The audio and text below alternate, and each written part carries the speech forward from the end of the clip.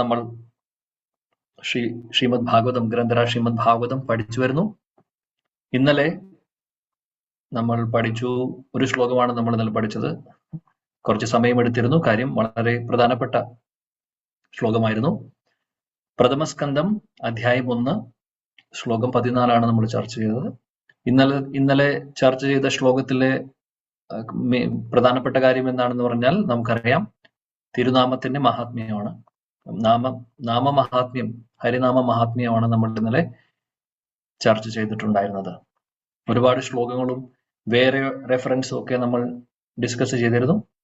ഇനി നമുക്ക് മുന്നോട്ട് പോവാം 15ാമത്തെ ശ്ലോകമായി. ശ്ലോകം 15. യത്പാദ സംശ്രയാ സൂത മുനയ പ്രശമായനാഃ സദ്യ പുനന്തി ഉപാസ്പൃഷ്ടാ സ്വർധൂനി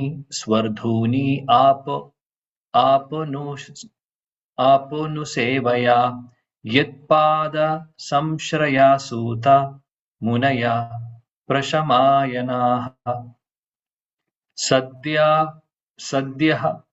പുനന്തി ഉപസ്പൃഷ്ടാഃ സ്വർധൂനി ആപോ അനുസേവയാ.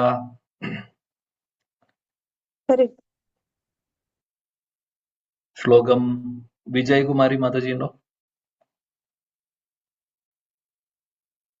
ഹരേ കൃഷ്ണ പ്രഭു, ഏതാ ശ്ലോകം എന്ന് പറഞ്ഞേ? ശ്ലോകം 15. ഹരേ കൃഷ്ണ പ്രഭു. ഓം നമോ ഭഗവതേ വാസുദേവായ. യത്പാദയാ സംശ്രയാ സൂതം മുനയാ പ്രശമായ നഃ തദ് ഉപപൃഷ്ട സ്വർധ്വദിനി അനുസേവയാ. ഹരേ കൃഷ്ണ പ്രഭു. Thank U.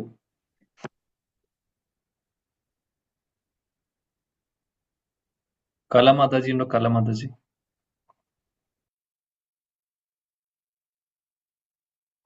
ഓക്കെ. ശ്രീദേവി ഹരിവന്ദന.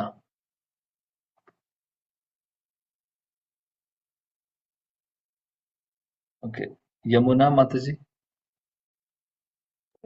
ഉണ്ട് പ്രഭു. ഓ നമോ ഭഗവതേ വാസുദേവായ. യത്പാദ സംശ്രയാ സൂത മുനയ പ്രശമാനയാന സദ്യ പുനരുപസ്പൃഷ്ട സ്വർധൂന്യാപോ അനുസേവയാ. ഹരേ കൃഷ്ണ. വിവർത്തനം വായിക്കൂ.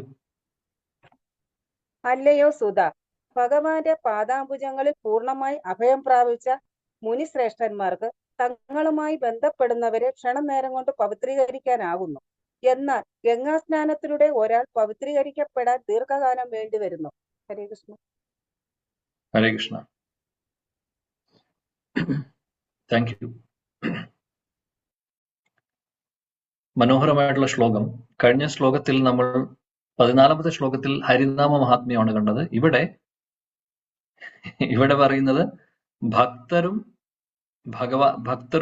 ഭക്തരുടെ ആ ഒരു സാന്നിധ്യവും അതേപോലെ ഗംഗാനദിയും രണ്ടും, ഗംഗയാണെങ്കിലും ഭക്തരാണെങ്കിലും.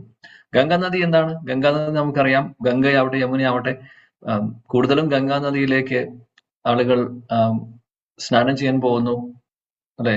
ഒരുപാട് കർമ്മങ്ങൾ പറയുന്നു, അല്ലെങ്കിൽ എന്തെങ്കിലും ഉപചാരങ്ങളൊക്കെ ചെയ്യാൻ വേണ്ടി പോകുന്നു. ഗംഗാനദി നമ്മളെ ശുദ്ധീകരിക്കുന്നു, അല്ലെ? ഗംഗയാവട്ടെ ഏത് പുണ്യനദിയാണെങ്കിലും അങ്ങനെയാണ്. എന്നാൽ ഗംഗയേക്കാൾ കൂടുതൽ ശക്തിയുണ്ട് ആർക്ക്? ഭഗവാന്റെ ശുദ്ധ ഭക്തർക്ക്. അതാണ് ഇവിടെ പറയുന്നത്. അതായത് ഗംഗാനദി തീർച്ചയായിട്ടും ശുദ്ധീകരിക്കും, നമ്മളെ ശുദ്ധരാക്കുന്നു.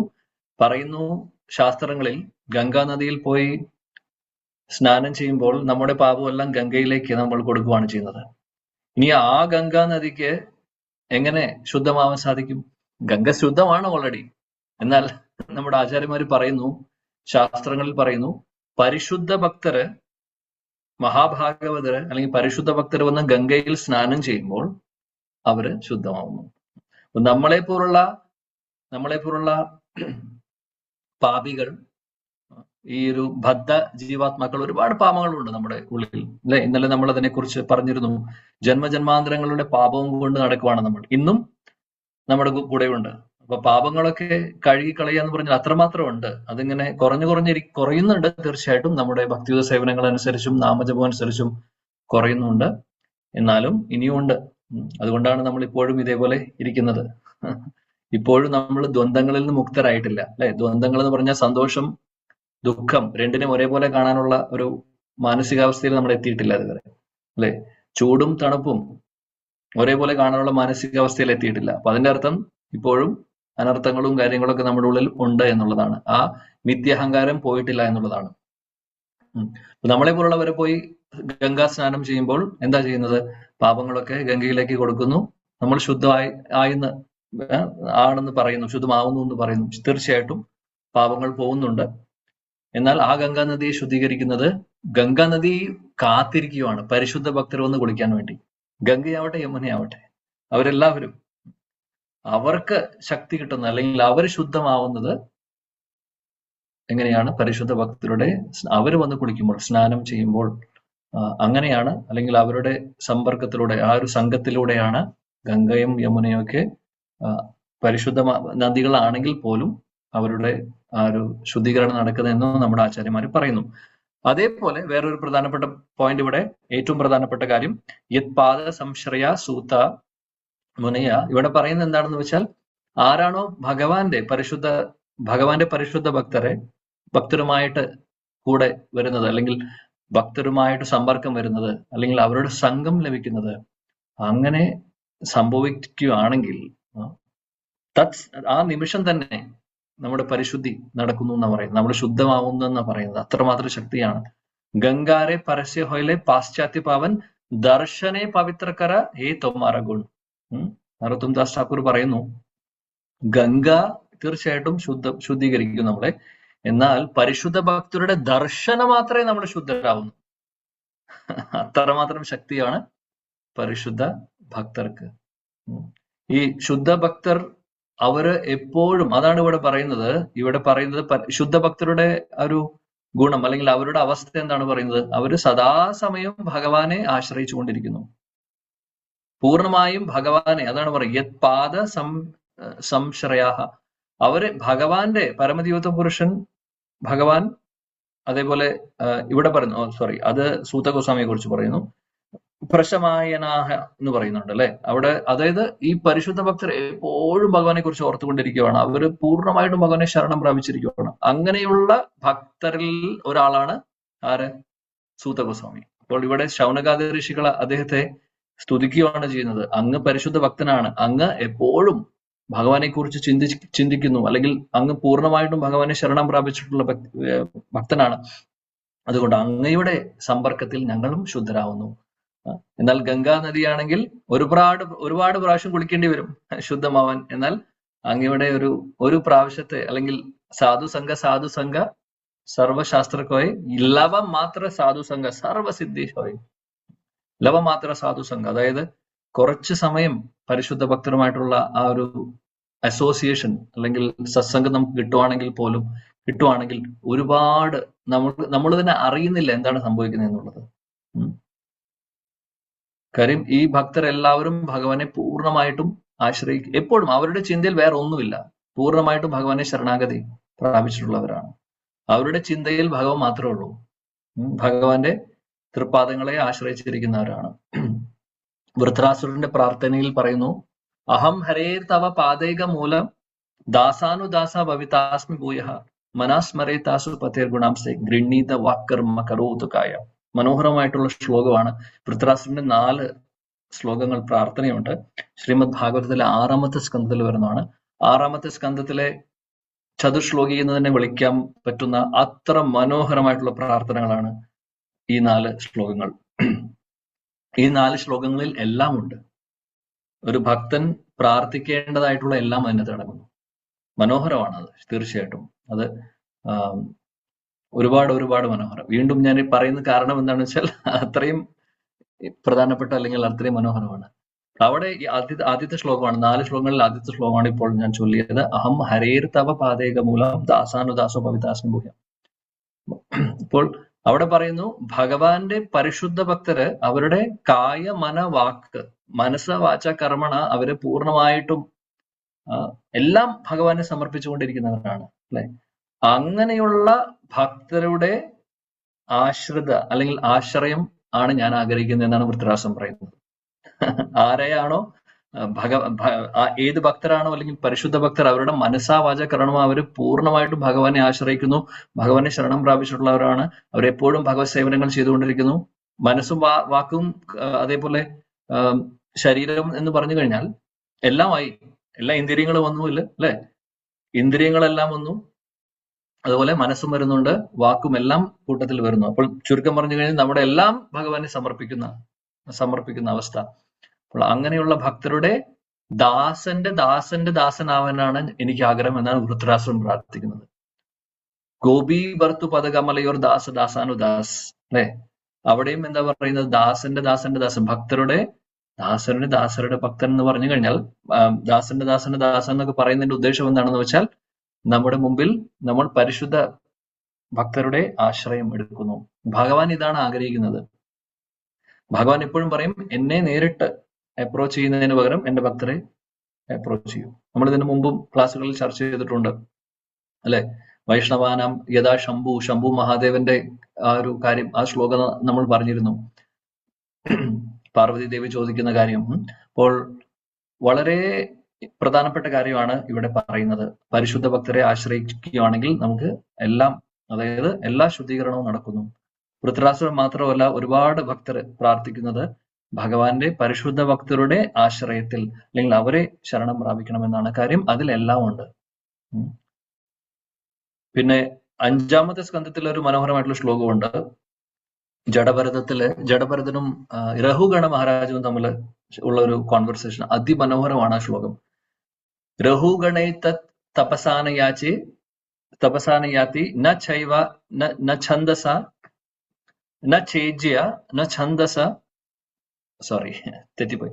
രഘുഗണൈ തപസ ന യാതി ന ചേജയ നിർവപണാത് ഗൃഹാദ്വാ ന ഛന്ദസ നൈവ ജലാഗ്നി സൂര്യോ വിനാ മഹത്പാദ രജോഭിഷേകം. രഘുഗണൈത്ത തപസാനയാതി. രഘുഗണ മഹാരാജിനോട് പറയുവാണ് ജഡമഹാരാജ് പറയുന്നു ന ചേജ്യ, അതായത് ഇവിടെ പറയുന്നത് ഇജ്ജയ എന്ന് പറഞ്ഞു കഴിഞ്ഞാൽ വിഗ്രഹാരാധന ചെയ്യുന്നതിനെ കുറിച്ച്. അതായത് വിഗ്രഹാരാധന കൊണ്ടോ പറയുവാണ് അദ്ദേഹത്തോട്, ജഡഭരതൻ പറയുവാണ് വിഗ്രഹാരാധന കൊണ്ടോ അതോ ഇനി നിർവപണാത് എന്ന് പറഞ്ഞു കഴിഞ്ഞാൽ എല്ലാ ഭൗതികമായിട്ടുള്ള കർമ്മങ്ങളും നമ്മൾ ഉപേക്ഷിച്ച്, അതായത് വിരക്തി നേടിയിട്ടുള്ള ഒരു വ്യക്തിയാണെങ്കിലോ, ഗൃഹാദ് അല്ലെങ്കിൽ അതായത് നിർവപനാത്ത് എന്ന് പറഞ്ഞു കഴിഞ്ഞാൽ എല്ലാം ഉപേക്ഷിച്ച് ഭഗവാന്റെ സേവനങ്ങൾക്ക് വേണ്ടി മാത്രം നമ്മൾ ജീവിതത്തെ മാറ്റിവെച്ച സന്യാസിമാരെ പോലുള്ളവര്, അങ്ങനെയുള്ളവരെയാണ് പറയുന്നത്. അപ്പോൾ ഭഗവാന്റെ വിഗ്രഹാരാധന ചെയ്തുകൊണ്ടോ അല്ലെങ്കിൽ എല്ലാം ഉപേക്ഷിച്ച്, ഭൗതികമായിട്ടുള്ള എല്ലാം ഉപേക്ഷിച്ച് സന്യാസം എടുത്തത് കൊണ്ടോ അതോ ഇനി ഗൃഹാദ്, അതായത് നല്ലൊരു ഗൃഹസ്ഥനായിട്ട് ജീവിച്ചത് കൊണ്ടോ. പിന്നെ പറയുന്നു ഛന്ദസ എന്ന് പറഞ്ഞു കഴിഞ്ഞാൽ നമ്മുടെ ഇന്ദ്രിയങ്ങളെല്ലാം നിയന്ത്രിച്ച് വേദങ്ങൾ മുഴുവനും പഠിച്ചിട്ടുള്ളൊരു വ്യക്തിയാണെങ്കിലോ. ഇനി അതുമല്ല, ഇനിയും പറയുന്നു നൈവ ജലാഗ്നി സൂര്യോ, അതായത് ജല അഗ്നി സൂര്യ, അതായത് ഇവിടെ ഉദ്ദേശിക്കുന്നത് എന്താണെന്ന് വെച്ചാൽ തീവ്രമായിട്ടുള്ള തപസ്യകൾ ചെയ്യുന്ന ഒരു വ്യക്തിയാണെങ്കിലോ കാര്യമില്ല, അവർക്കൊന്നും ഭഗവാനെ കിട്ടാൻ പോകുന്നില്ല. ഇതൊന്നുമല്ല ക്വാളിഫിക്കേഷൻ എന്നാണ് പറയുന്നത് അദ്ദേഹം. അതായത് വിഗ്രഹാരാധന ചെയ്തുകൊണ്ടോ ആവുന്നില്ല, പൂർണ്ണമാവുന്നില്ല. അതേപോലെ എല്ലാ ഭൗതികമായിട്ടുള്ള കാര്യങ്ങളും മാറ്റിവെച്ച് സന്യാസം സ്വീകരിച്ചിട്ടും കാര്യമില്ല. അതേപോലെ തന്നെ നമ്മൾ നല്ലൊരു ഗൃഹസ്ഥനായിട്ട് ജീവിച്ചിട്ടും കാര്യമില്ല. അല്ലെങ്കിൽ ഇവിടെ പറയുന്നു കാര്യമില്ല എന്ന് പറഞ്ഞാൽ അതിനേക്കാൾ പ്രധാനപ്പെട്ട കാര്യമുണ്ട് എന്നാണ് പറയുന്നത്. എന്താന്നുള്ളത് അവസാനത്തെ വരിയിൽ പറയുന്നു. പിന്നെ പറയുന്നു സന്യാസം പറഞ്ഞു. പിന്നെ പറയുന്നു ഛന്ദസ, എല്ലാ ഛന്ദം, എല്ലാ ശാസ്ത്രങ്ങളും അല്ലെങ്കിൽ വേദങ്ങളെല്ലാം പഠിച്ചു, ആവുന്നില്ല. ഘോരമായിട്ടുള്ള അല്ലെങ്കിൽ വളരെ കഠിനമായിട്ടുള്ള തപസ്യകൾ എടുക്കുന്നു. അതായത് തപസ്യ നല്ല സമ്മർ അല്ലെങ്കിൽ നല്ല വേനൽക്കാലത്ത് ചുറ്റും മുഴുവനും തീ കത്തിച്ചിട്ട് അതിനകത്തിരുന്ന് തപസ് ചെയ്യുന്നവരെ കണ്ടിട്ടുണ്ടാവും അല്ലെങ്കിൽ കേട്ടിട്ടുണ്ടാവും. ഇപ്പോഴും പല തീർത്ഥാടനത്തിന് പോകുമ്പോഴും നമ്മൾ കാണാൻ സാധിക്കും. പല ധാമിലൊക്കെ പോയി കഴിഞ്ഞാൽ ഇങ്ങനെ കാണാൻ സാധിക്കും. ചുറ്റും തീ കൂട്ടി വെച്ച് അവർ നടുക്കിരുന്നവര് തപസ് ചെയ്യുന്നത്. പക്ഷെ അത് നല്ല ഉദ്ദേശത്തോടു കൂടി ചെയ്യുന്നവരും ഉണ്ട്. തീർച്ചയായിട്ടും അതൊരു മോശമായിട്ടുള്ള ഒരു തപസ്യാണെന്നല്ല ഇവിടെ പറയുന്നത്. ഇവിടെ രഘുഗണ മഹാരാജനോട് ജഡഭരതൻ പറയുന്നത് ഇങ്ങനെയൊക്കെ ചെയ്തത് കൊണ്ട് മാത്രം ആവുന്നില്ല.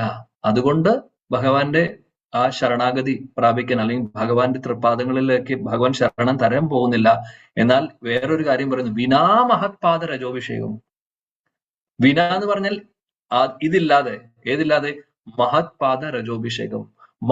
മഹത്പാദ എന്ന് പറഞ്ഞാൽ മഹാഭക്തരുടെ, പരിശുദ്ധ ഭക്തരുടെ തൃപ്പാദങ്ങളിലെ ആ ധൂലി, ചരൺ ധൂലി എടുത്ത് നമ്മുടെ ശരീരം മുഴുവനും അഭിഷേകം ചെയ്യാത്തോടത്തോളം കാലം ബാക്കിയുള്ള നേരത്തെ പറഞ്ഞ എന്ത് കാര്യം ചെയ്തിട്ടും കാര്യമില്ല. അതായത് അതിന്റെ അർത്ഥം എന്താണ്? പരിശുദ്ധ ഭക്തരുടെ ആശ്രയത്തിൽ നമ്മൾ വരണം എന്നുള്ളത്, പരിശുദ്ധ ഭക്തരെ നമ്മൾ ആശ്രയിക്കണം എന്നുള്ളത് വളരെ പ്രധാനപ്പെട്ട കാര്യം. അപ്പോൾ നമ്മളെ മുന്നോട്ട് കൊണ്ടുവന്നത് ഗുരു, പരിശുദ്ധ ഭക്തൻ, ഗുരു. അവിടെ ഗുരുവിന്റെ പ്രസക്തി അവിടെ നമ്മുടെ മുമ്പിൽ വരുന്നു, അല്ലെ? പരിശുദ്ധ ഭക്തനാണ് ശ്രീ ഗുരു.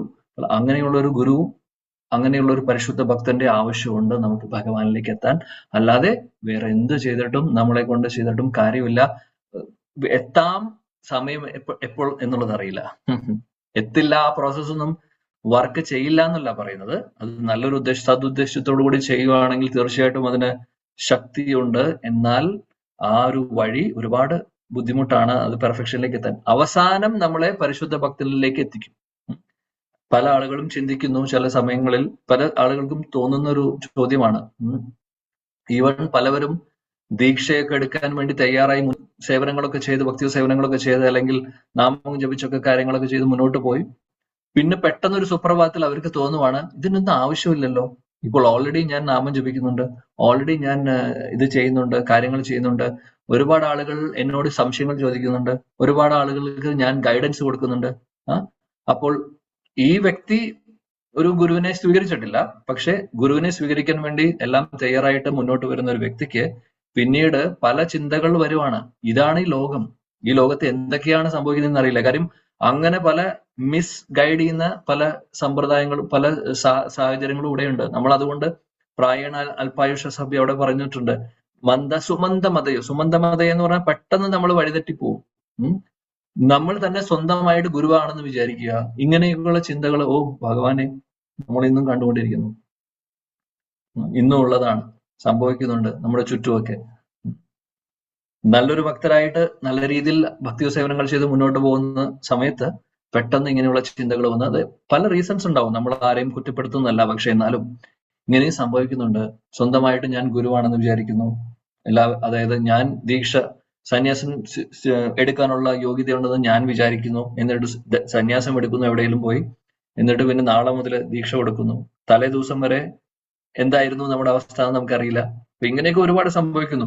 അതൊരു കാറ്റഗറി. വേറെ കാറ്റഗറി എല്ലാം സാധാരണ നമ്മളെ പോലുള്ള ഭക്തര് ഭഗവാന്റെ ആശ്രയത്തിൽ വന്ന്, അതായത് ഗുരുവിന്റെ ആശ്രയം എടുത്ത്, ഇനി ഗുരുവാശ്രയം എടുത്തതിന് ശേഷം, ഗുരുവാശ്രയം എടുക്കുക എന്ന് പറഞ്ഞാൽ തന്നെ ഗുരുവിനെ സ്വീകരിക്കുന്നതിന് തുല്യമാണ്.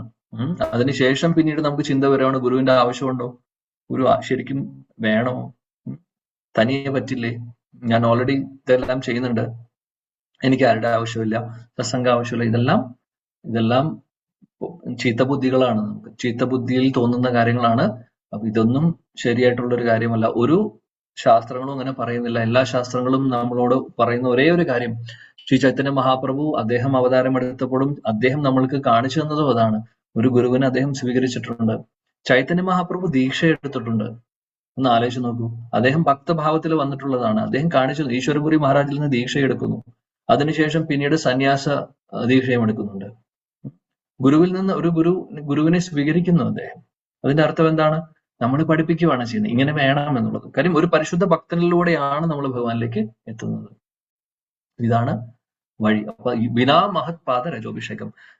ജഡഭരതൻ ഇതെല്ലാം രഘുഗണ മഹാരാജന് പറഞ്ഞു കൊടുക്കുകയാണ്. എന്തെങ്കിലും ഭഗവാന്റെ കൃപയുണ്ടെങ്കിൽ നമ്മൾ 5ാമത്തെ സ്കന്ധം എത്തും. മനോഹരമായിട്ടുള്ള സെക്ഷൻ ആണത്. എനിക്ക് പേഴ്സണലി ഒരുപാട് ഇഷ്ടമുള്ള ഒരു സെക്ഷൻ കൂടിയാണ്. മനോഹരമായിട്ടുള്ള ഒരു കോൺവെർസേഷൻ ആണ് രഘുഗണ മഹാരാജും ജഡഭരതും തമ്മിലുള്ളത്. അപ്പോൾ എന്തെങ്കിലും നമ്മൾ അവിടെ എത്തുമ്പോൾ കൂടുതൽ ഡീറ്റെയിൽസ് പറയാം.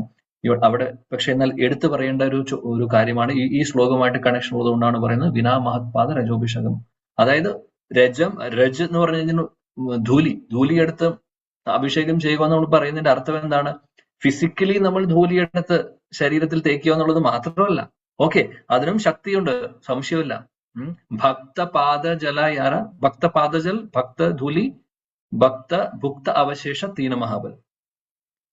ഇത് ചൈതന്യ ചരിതാമൃതം പറയുന്നത് 3 കാര്യങ്ങൾക്ക് ഭയങ്കര ശക്തിയാണെന്ന് പറയുന്നു. ഒരുപാട് ശക്തിയുണ്ട്.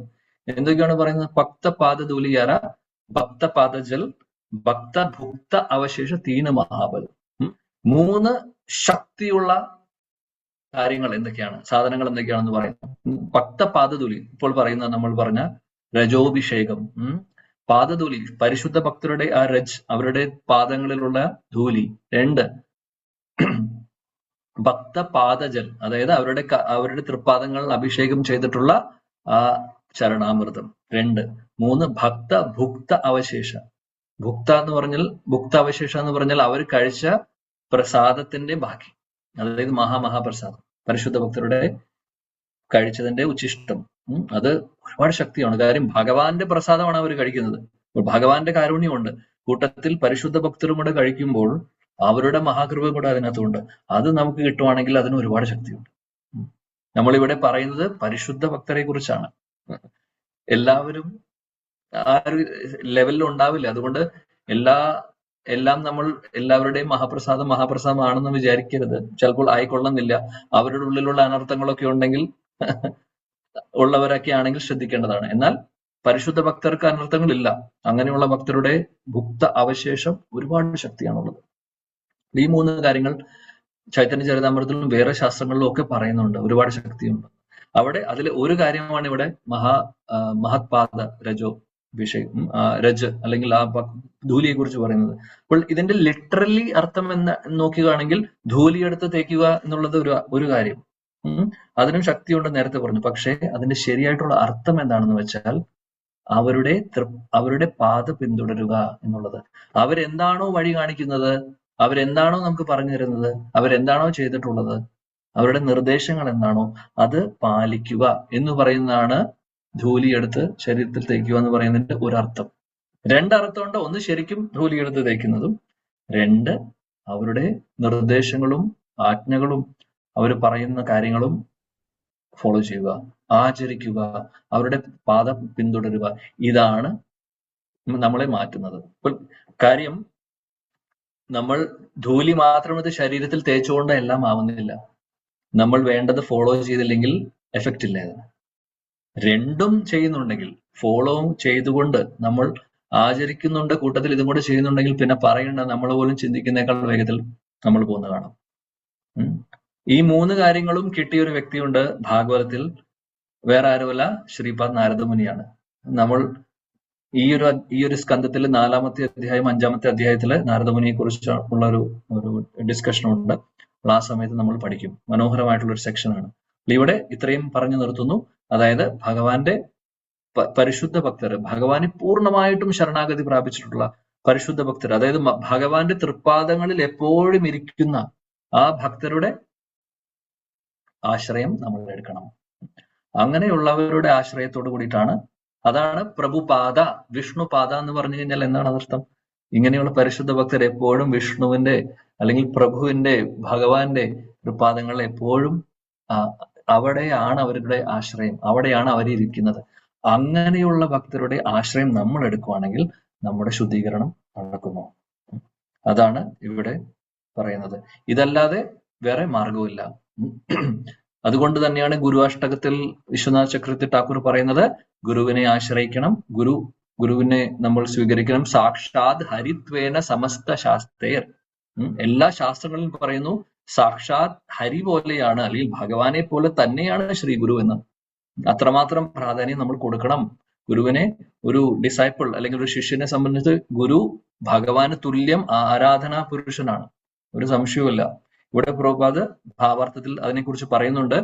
ഗുരു എന്ന് പറഞ്ഞു കഴിഞ്ഞാൽ, അല്ലെങ്കിൽ ഒരു പരിശുദ്ധ ഭക്തൻ എന്ന് പറഞ്ഞു കഴിഞ്ഞാൽ, ഭഗവാന്റെ വളരെ പ്രിയപ്പെട്ട ഗോപനീയ അല്ലെങ്കിൽ വളരെ പ്രിയപ്പെട്ട ഗുഹ്യ വളരെ അടുത്ത ഒരു സേവകനാണെന്ന് പറയുന്നു.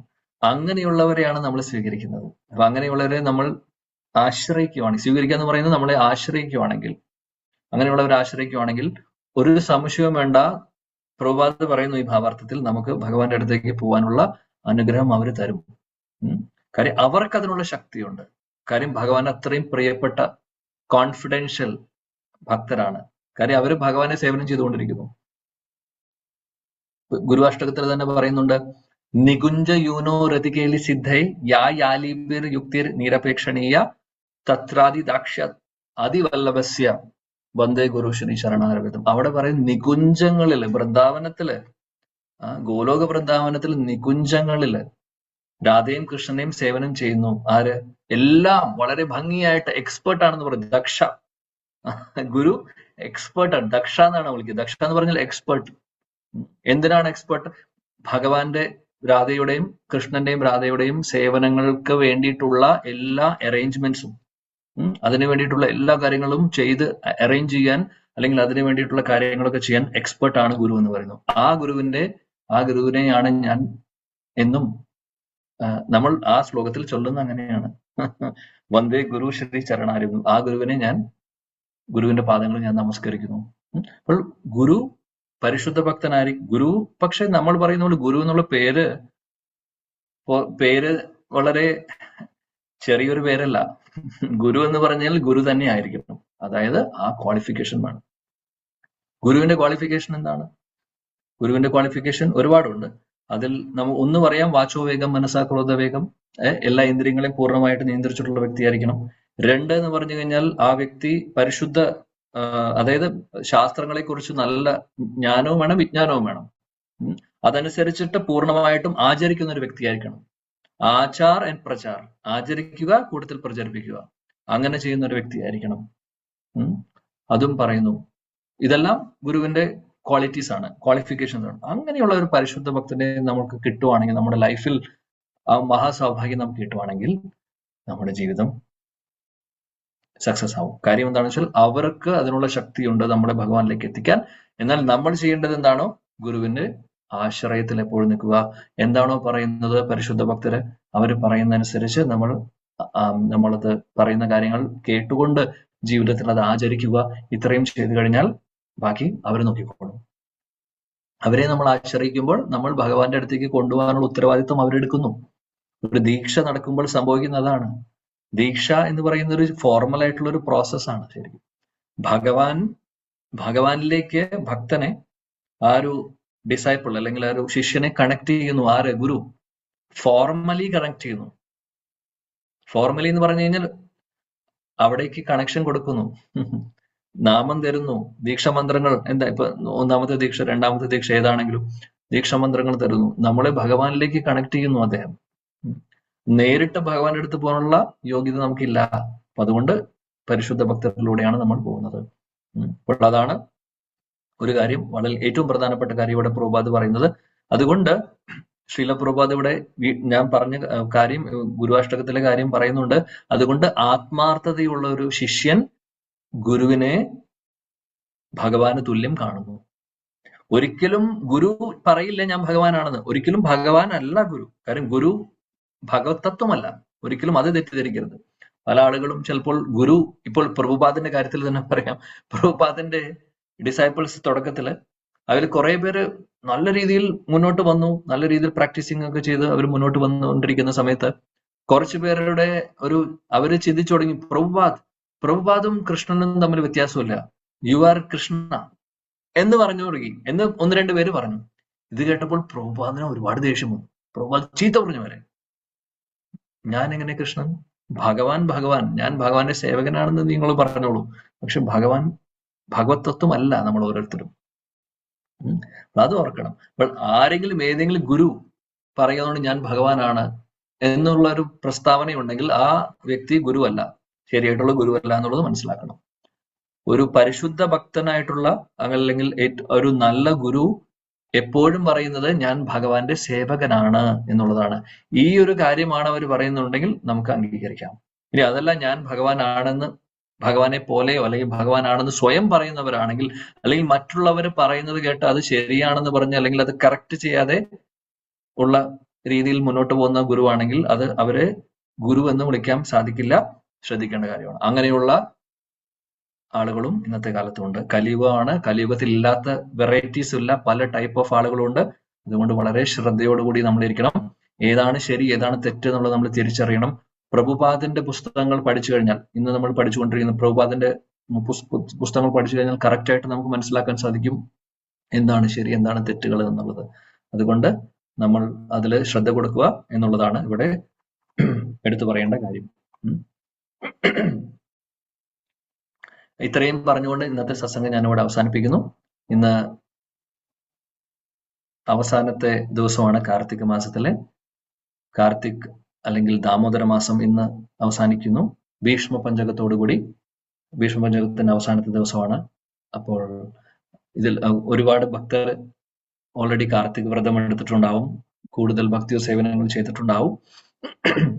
അപ്പോൾ ചെയ്തിട്ടുള്ള സേവനങ്ങളെല്ലാം ഭഗവാനെ സമർപ്പിച്ചുകൊണ്ട്, ഗുരുവിനെ സമർപ്പിച്ചുകൊണ്ട് പ്രാർത്ഥിക്കുക അവരോട്. ഭഗവാനെ, ശ്രീ ഗുരു അല്ലെങ്കിൽ പരിശുദ്ധ ഭക്തർ, ഗുരു എന്ന് പറയുമ്പോൾ ആത്മാർത്ഥത, നമ്മുടെ ഗുരു ആധ്യാത്മിക ഗുരു ഉണ്ടെങ്കിൽ ആധ്യാത്മിക ഗുരു, ഇനി അങ്ങനെ ഒരു ഗുരു നമ്മുടെ മനസ്സിൽ ആരെങ്കിലും ഉണ്ടെങ്കിൽ ആ വ്യക്തി, അല്ലെങ്കിൽ നമ്മുടെ നേർവഴിക്ക് ഭക്തിയിൽ നയിക്കുന്ന, ഗൈഡ് ചെയ്യുന്ന, നല്ല സദുദ്ദേശത്തോടു കൂടിയിട്ട് ആ വ്യക്തിയും ആത്മാർത്ഥതയോടുകൂടി പരിശീലിക്കുന്ന ഒരു വ്യക്തി, അങ്ങനെയുള്ളൊരു വ്യക്തി ഉണ്ട് നമ്മുടെ ലൈഫിൽ എന്നുണ്ടെങ്കിൽ അവരും ഗുരുവിനെ പ്രതിനിധീകരിക്കുന്ന ഒരു വ്യക്തിയാണ്. ഒരു സംശയമില്ല കാര്യത്തിൽ.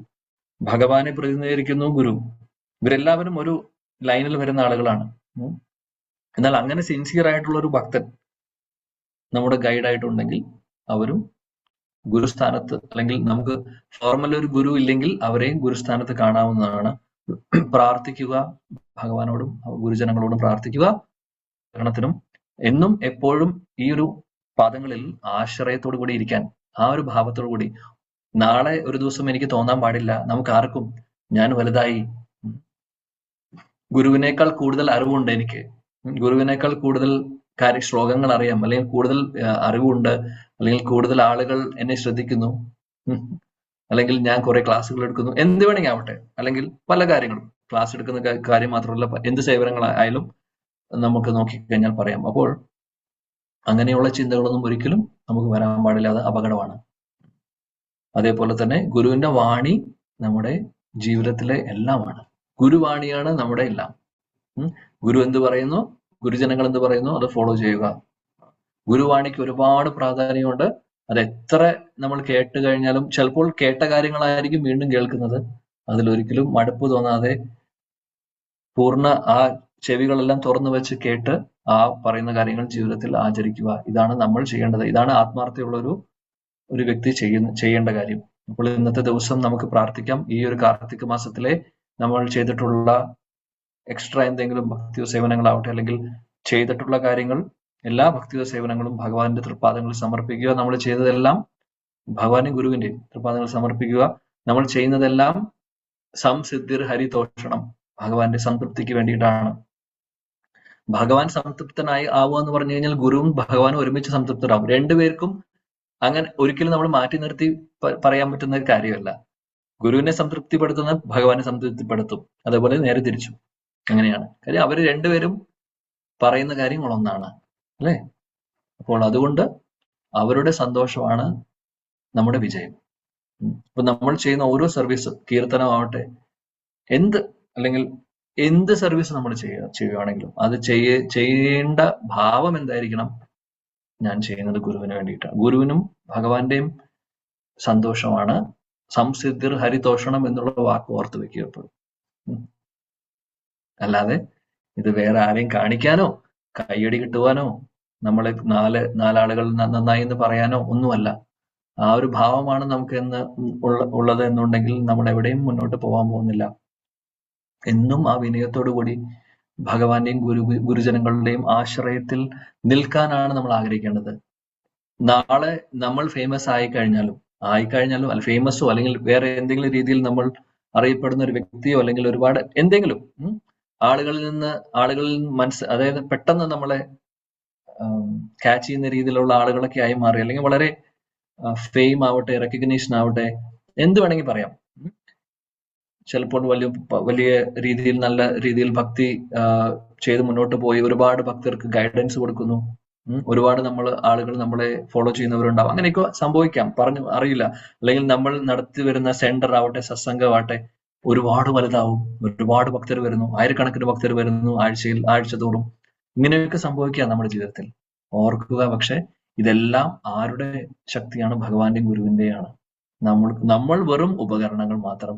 ഈ ഒരു ഭാവം ഒരിക്കലും മാറാതെ അവസാനം വരെ നമ്മൾ പിടിച്ചു നിൽക്കുവാണെങ്കിൽ, ആ വിനയത്തോടുകൂടി എല്ലാം അവരെ ആശ്രയിച്ചുകൊണ്ട് എന്ത് ക്രെഡിറ്റ് നമുക്ക് കിട്ടുന്നു അതെല്ലാം അവരുടെ തൃപ്പാദങ്ങളിൽ സമർപ്പിച്ചുകൊണ്ട് നമ്മൾ മുന്നോട്ട് പോവുകയാണെങ്കിൽ വിജയം ഉറപ്പാണ്. ഏതെങ്കിലും ഒരു സമയത്ത് ഇത് ഞാനാണ് ചെയ്യുന്നതെന്നുള്ള ഭാവം നമ്മുടെ ഉള്ളിൽ കടന്നു വരുവാണെങ്കിൽ അതോടുകൂടി കഴിഞ്ഞു. അതുകൊണ്ട് വളരെയധികം ജാഗ്രതയോടുകൂടി നമ്മൾ എല്ലാവരും ഇരിക്കണം. ഫേമസ് ആവുക അല്ലെങ്കിൽ വലിയ കുറെ കാര്യങ്ങൾ സർവീസസ് ചെയ്യാന്നുള്ളതല്ല, സർവീസസ് കുറെ ചെയ്യാന്നുള്ളതല്ല, ഏത് ഭാവത്തിൽ ചെയ്യുന്നു എന്നുള്ളതാണ് പ്രധാനപ്പെട്ട കാര്യം. ആ ഭാവം മാറിക്കഴിഞ്ഞാൽ കഴിഞ്ഞു. എപ്പോഴും ഇത് ഓർക്കണം. അതിനു വേണ്ടിയിട്ടാണ് പ്രഭുപാദ് വീണ്ടും വീണ്ടും പല കാര്യങ്ങളും നമ്മൾ ഓർമ്മിപ്പിക്കുന്നത്. അപ്പോൾ ആ ഒരു ഭാവത്തോടു കൂടി ആയിരിക്കട്ടെ നമ്മൾ ചെയ്തിട്ടുള്ള കാർത്തിക വ്രതം ഭഗവാന്റെ പ്രീതിക്കായി.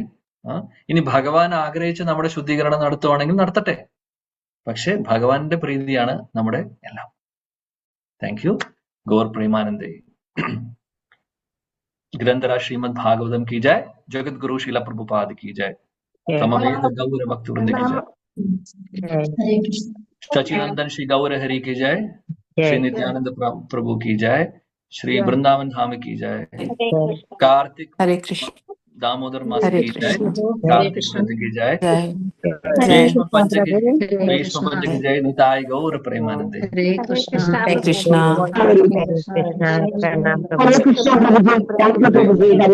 हरे कृष्णा प्रणाम। हरे कृष्णा, हरे कृष्णा, हरे कृष्णा, हरे कृष्णा। एक्चुअली कृषि नमो नमः। अनेक कोटि वैष्णवृंद की नाम संकीर्तन।